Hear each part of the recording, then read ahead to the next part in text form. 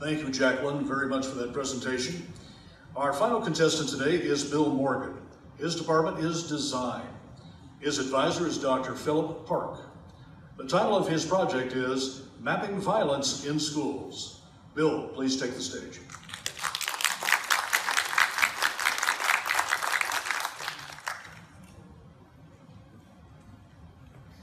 About this time yesterday, students across America got up from their classrooms and moved from one classroom to another. For most students, this was no big deal, but for some, it was terrifying. Our schools are specialized buildings. They're designed for learning, and creating a safe environment is part of that context. Unfortunately, our schools are not immune to violence. Physical, sexual, and emotional violence are common occurrences on schools every day. The Center for Disease Control's recent national survey indicates that 22% of the students were in a physical fight. 8% were threatened or injured with a weapon. And almost 6% skipped school simply because they were afraid of being a victim of violence. My study seeks to quantify where violence occurs in school.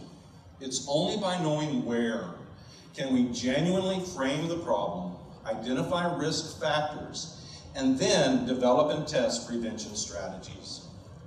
To help frame the problem, I developed a questionnaire that quantified students' perception of where they felt unsafe in school.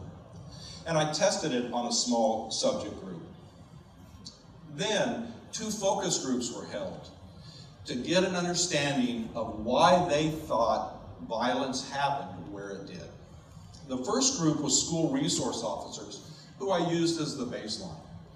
And the second group was students who have been identified as being at risk for violent behaviors.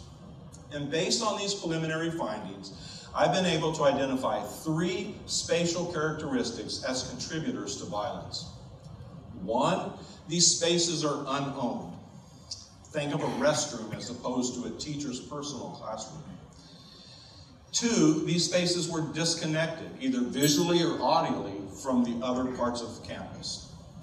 And number 3, many of these spaces were just dimensionally inadequate.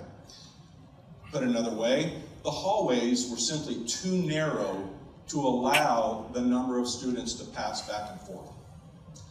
Knowing this, we can now develop prevention strategies such as hallways that are wider than building code requires, or staggered class change times, or more transparent classrooms where people can be connected to other parts of the building.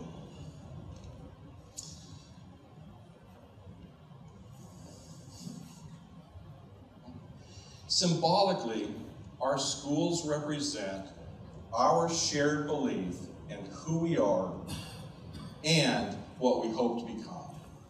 It rests on the premise that to learn, school-age children can and should be protected from violence, and that includes the buildings in which they learn. Thank you.